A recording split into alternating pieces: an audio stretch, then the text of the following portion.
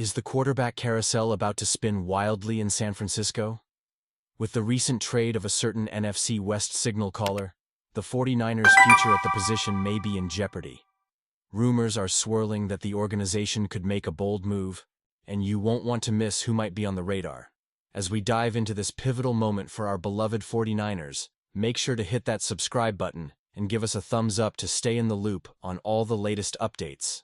The recent trade of Gino Smith from the Seahawks to the Raiders has sent shockwaves through the NFL, particularly for us passionate fans of the San Francisco 49ers. This move could have significant implications for our team as we look ahead to the upcoming season. Smith's departure from the NFC West means the Seahawks are likely to seek a new quarterback, potentially someone who can elevate their game. And let's be honest, they have the resources to make that happen. The Seahawks have a history of finding talent, and they might not settle for someone like Sam Darnold. They could very well draft a young quarterback who can grow under their system and potentially become a more formidable opponent for us.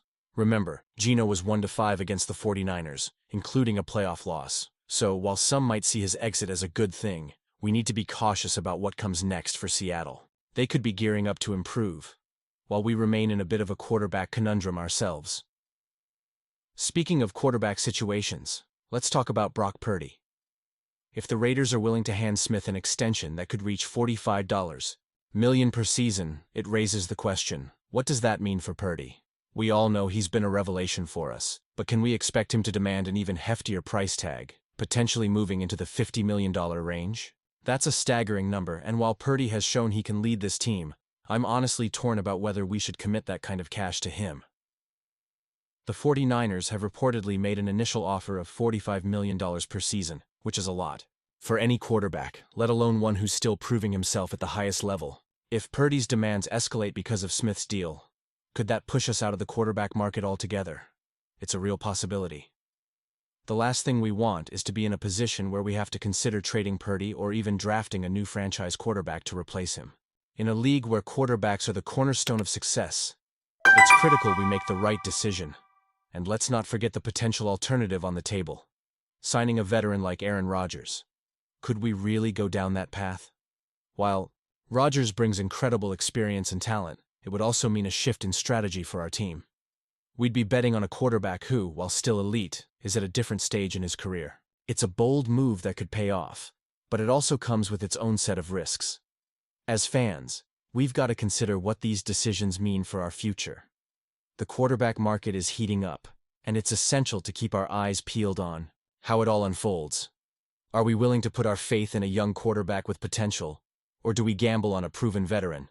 And if we do extend Purdy, can we build a strong enough team around him to compete for a championship? I want to hear from all of you. Do you think this was the best decision? Honestly, I'm torn, and I know many of you feel the weight of these choices as well. Are we ready to commit big bucks to Purdy, or should we explore other options? And you, what do you think? I want to hear your opinions down below. The 49ers offseason has already been a whirlwind, and it's evident that they've got a lot to address. One of the most significant shifts was the trade of Deebo Samuel. Moving him for just a fifth-round pick and absorbing a staggering $31 million in dead cap is a tough pill to swallow. It's clear that Samuel was a playmaker, but now the depth at wide receiver has taken a hit, leaving us in a precarious position ahead of the new season, especially with Brandon Ayuk's future uncertain. We've heard whispers about potential blockbuster moves, like a trade for Davante Adams, which could give us that elite separator we desperately need. Sure, it would be fantastic to have a player of his caliber to take some pressure off Ayuk. And Tyler Lockett? He's an intriguing option as well, especially considering his experience and route-running skills. However, let's be real, he's also on the decline, and we're looking for fresh talent, not just a temporary fix. So, where do we turn? As the 49ers have openly stated, they want to get younger and cut back on spending. This leads us to a name that's been buzzing around the league: Elijah Moore. Now I know what you're thinking. His production hasn't been stellar, but hear me out. Moore, a former second-round pick, possesses the exact skill set that could thrive in Kyle Shanahan's system. He's a shifty receiver with an impressive route-running ability and the potential for yards after the catch. After 2 rough seasons with the Jets and then a trade to the Browns, it's clear that Moore has faced some challenges But at just 24 years old, he's still got plenty of time to grow. With only 2,162 receiving yards over 4 seasons, it's hard not to wonder what could have been under different circumstances. But here's the kicker. His average separation, 3.7 yards in 2023, was among the best in the league. This tells me he knows how to get open, a critical trait for any receiver, especially in our offense that thrives on timing and precision. This is where it gets interesting. Moore's strengths align beautifully with what Shanahan likes to do. He excels on comebacks, curls, and out routes, making him a perfect fit for our scheme.